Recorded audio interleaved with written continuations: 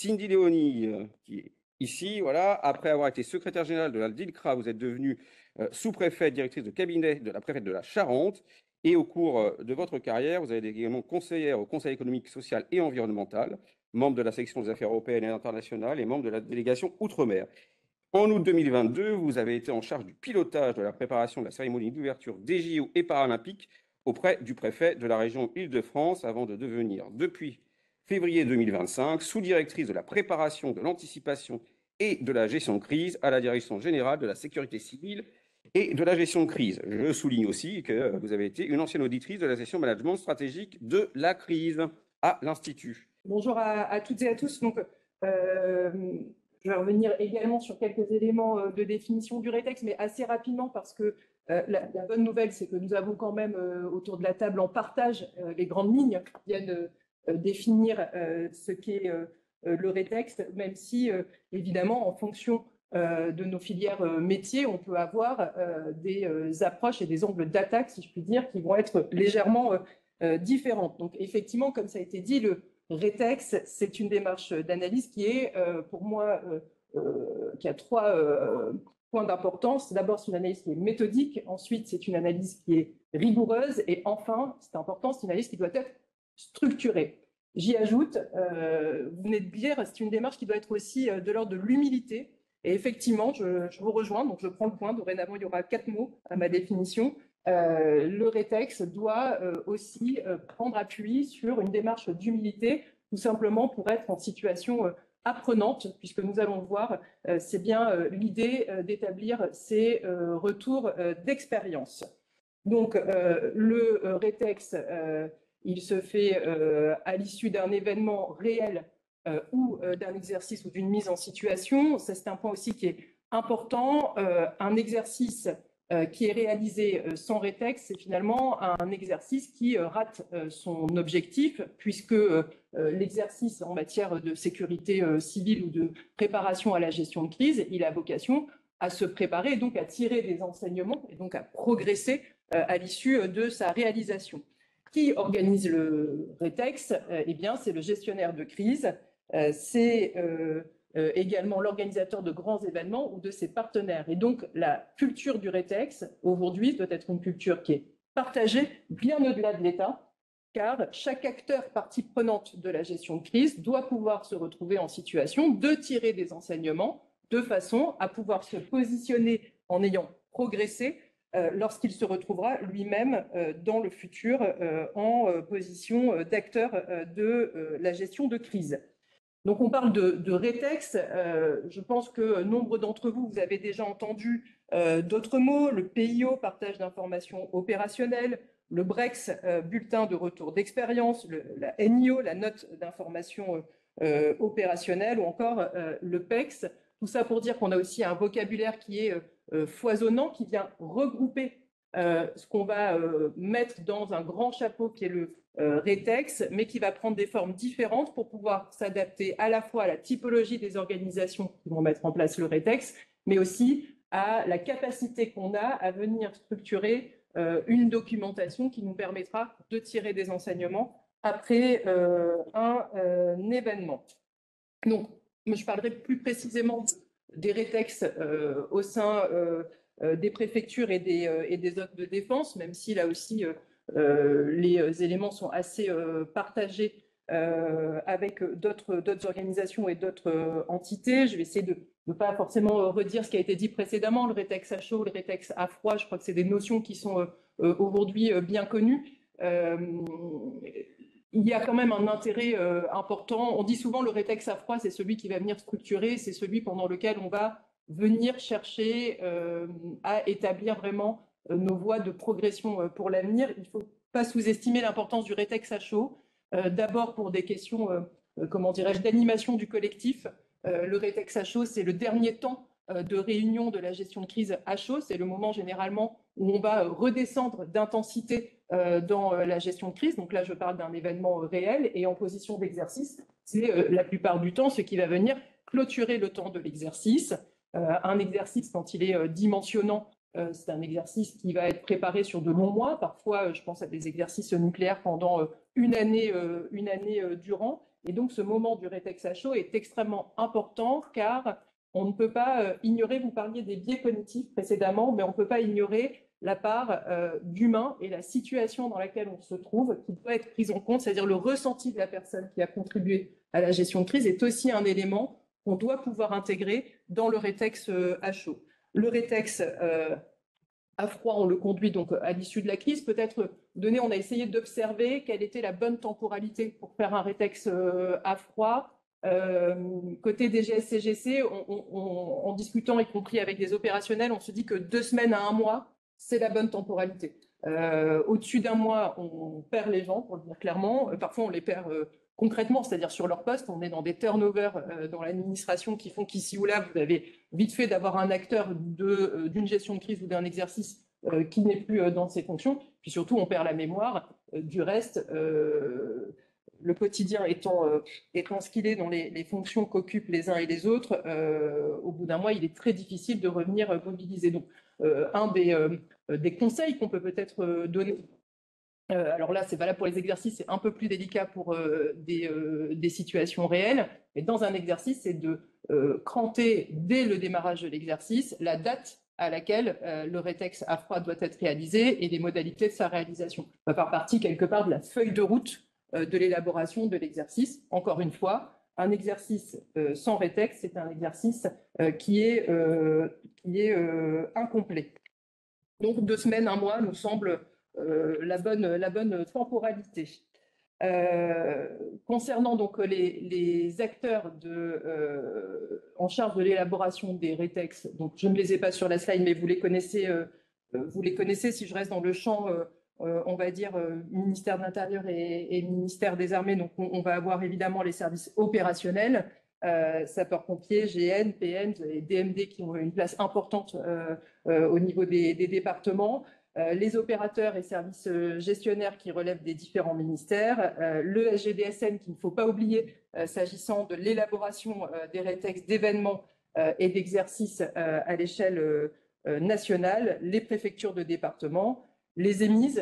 Je m'arrête un instant sur la place importante que peuvent avoir les EMIS et l'échelon zonal. Fréquemment, une crise quand elle est d'origine naturelle ou qu'elle a trait à des enjeux de sécurité civile, dépasse assez facilement le champ d'un département et l'EMIS est un soutien important pour pouvoir coordonner également les éléments de rétex. Les communes et intercommunalités et, je le disais tout à l'heure, les entreprises ou structures privées qui élaborent des rétex à la suite d'incidents, de projets ou de crises. Peut-être un rappel vous parliez tout à l'heure, Madame, de institutionnaliser la pratique du rétex. Il faut d'autant plus l'institutionnaliser qu'elle est prévue par les textes. On retrouve donc typiquement là sur le positionnement les exercices communaux et intercommunaux, on retrouve l'article D731-12 du CSI qui dit « Chaque exercice communal ou intercommunal fait l'objet d'un retour d'expérience. Ce dernier comporte des préconisations permettant d'ajuster ou de confirmer les mesures des plans communaux ou intercommunaux de sauvegarde. » Donc, l'État doit faire des rétex, les communes doivent faire des rétex, et c'est bien parce que il est dit par les textes que c'était un outil important en termes de levier de progression. Ah. Donc, vous avez à l'écran un petit schéma pourquoi faire un rétex. Alors, c'est un peu comme tous les schémas de crise. Vous avez du rouge, ça c'est classique, c'est la crise. Vous avez des étoiles. Bon, on a l'impression que tout ça s'enchevêtre assez allègrement, mais c'est un enchevêtrement qui a du sens parce que vous le voyez à l'écran. Il y a la phase évidemment d'élaboration et de planification, la phase ensuite de la gestion de crise et puis le retour d'expérience. Mais ce retour d'expérience, il doit passer assez facilement entre la préparation et le retour d'expérience, puisque finalement le rétex va venir nourrir et abonder les différentes phases quand on est en situation de crise réelle. Je vais passer tout de suite, comme ça évite peut-être des répétitions, mais voilà, je vais passer tout de suite sur cet exemple, qui est un exemple qui me semble tout à fait intéressant. j'ai envie d'appeler cette slide, de l'intérêt des rétex. Typiquement, la mise en place des bulletins de vigilance météo est le résultat direct de retours d'expérience de situations vécues. Donc là, il s'agit des tempêtes Le Tard et Martin, donc, qui frappent le territoire en 1999 et en découle la première vigilance météo de Météo France en 2001. Vous le voyez à l'écran, vont suivre tout un tas d'évolutions en fait des vigilances météo, à chaque fois issues de retours d'expérience connus. Donc on a les phénomènes de canicule, la tempête Cynthia, mais on aurait pu en citer d'autres. La prise en compte des enseignements tirés des retours d'expérience, c'est également des enseignements pour les préfectures dans leur structure et leur mode d'organisation. Là aussi, ce sont les retours d'expérience qui nous ont amenés à faire évoluer l'organisation même des centres, des COD dans les préfectures. Quand je dis l'organisation même, c'est même l'organisation spatiale. Aujourd'hui, donc, vous avez des missions qui vont à la rencontre des préfectures pour pouvoir accompagner les collègues en département, que ce soit les directeurs de cabinet ou les sites PC. Et donc, ce sont les retours d'expérience des grands événements des 10-15 dernières années qui nous ont conduit à revoir l'organisation, y compris spatiale, au sein de ces préfectures. Le rétex a un autre intérêt, c'est l'amélioration du travail en réseau et la cohésion des équipes en interne. C'est un point qui est aussi important. J'avais une préfète qui disait toujours il faut apprendre à se connaître en temps de paix parce que en temps plus trouble, c'est toujours plus difficile. Et donc, c'est bien l'intérêt d'avoir des exercices en matière de gestion de crise qui donnent lieu à des rétex parce que c'est bien cette continuité exercice rétex qui fera que le jour où la crise survient, on saura d'autant mieux parler la même langue et savoir comment se comportent les uns et les autres. Et donc, le rétex, quand il est partagé, quand il est interservice, il a aussi cette finalité, c'est-à-dire se créer une langue commune. On a beau être tous des acteurs de la gestion de crise quand on est autour de la table du COD, en réalité, quand on est issu du monde préfectoral, quand on est issu de la police, de la gendarmerie, des armées ou des DDT, on n'a pas forcément les mêmes réflexes et on n'a pas forcément le même langage. Et donc le rétex, il vient nous donner un socle commun qui nous permet de savoir de quoi on parle et comment on en parle tous ensemble. Donc, on a évoqué voilà, les grands aspects de définition du rétex. J'insiste sur le fait que le rétex n'est pas seulement une simple restitution factuelle, mais c'est vraiment un levier de pilotage de l'action publique. Et on se doit, à travers ces rétex, de venir identifier les écarts qui existent entre doctrine et réalité opérationnelle. Et donc, dans le rétex, on doit réussir à observer objectivement, ça c'est peut-être le plus difficile, et donc de manière dépassionnée, les décisions qui ont été prises sous contrainte, d'identifier les ruptures et les réussites et de transformer l'expérience en savoir partagé.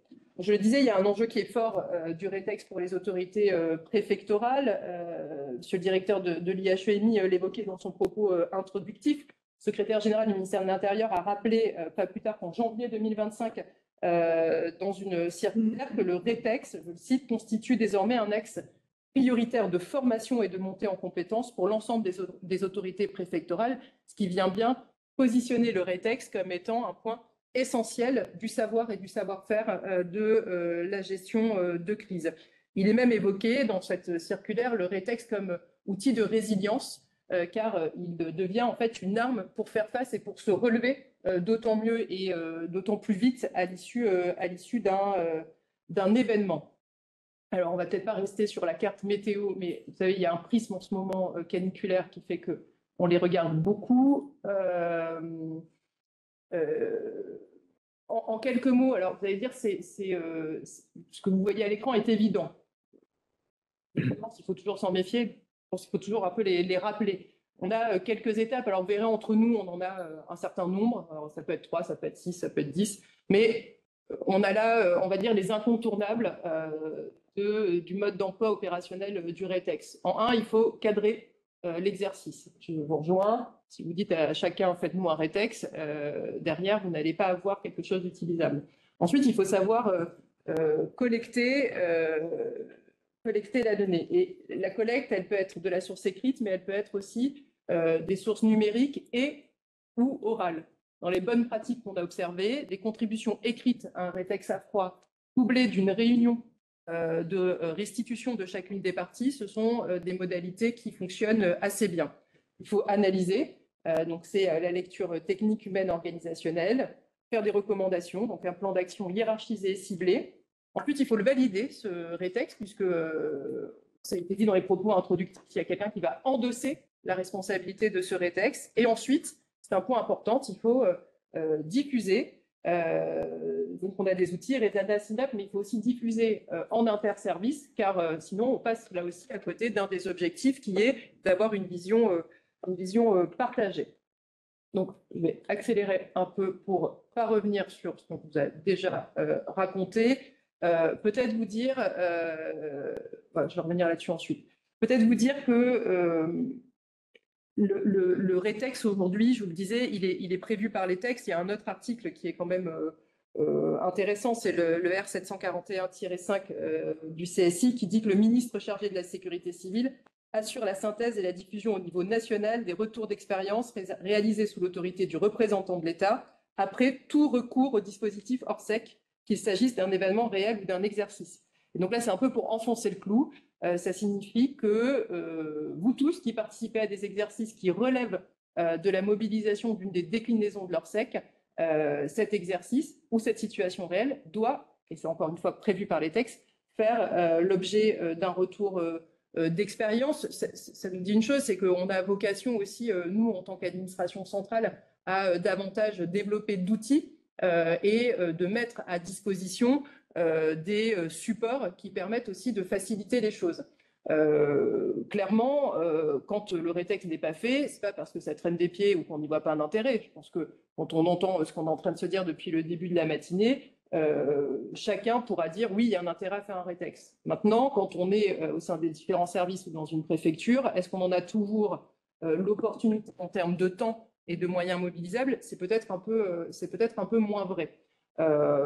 En revanche, et on revient au principe de priorisation, quand on se rend compte de manière beaucoup plus objective l'intérêt qu'il peut y avoir à les mener, ces rétex, alors on arrivera à trouver un peu plus de marge de manœuvre. Je pense notamment à toute la mise à jour de la planification, dont je sais qu'elle est assez lourde.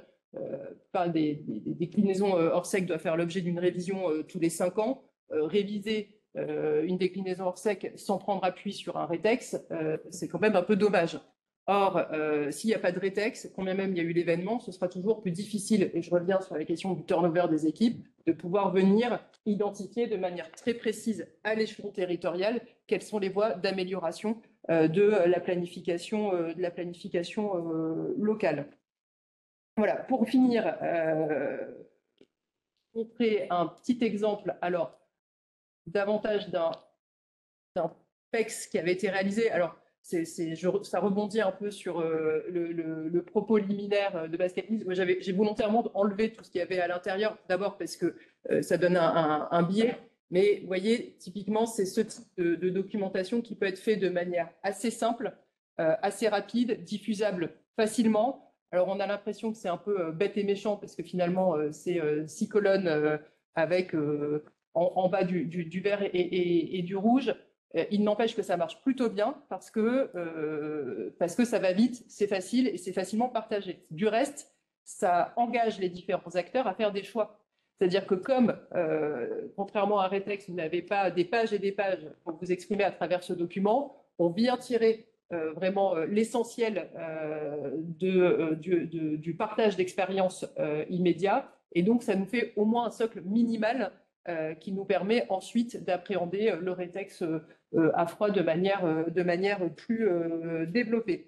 Voilà. En conclusion, je pourrais encore vous en dire, mais avant la conclusion, quand même se dire une chose, c'est à quel moment on utilise le rétex. Ça, c'est quand même un point qui est important.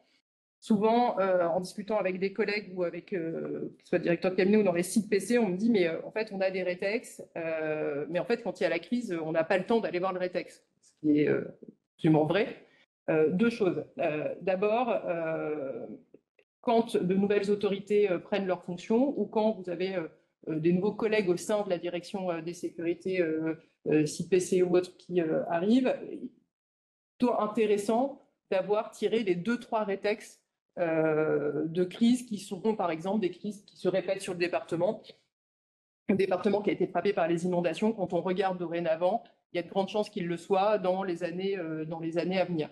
De la même façon, on le voit avec les départements qui ont connu des crises de grippe aviaire.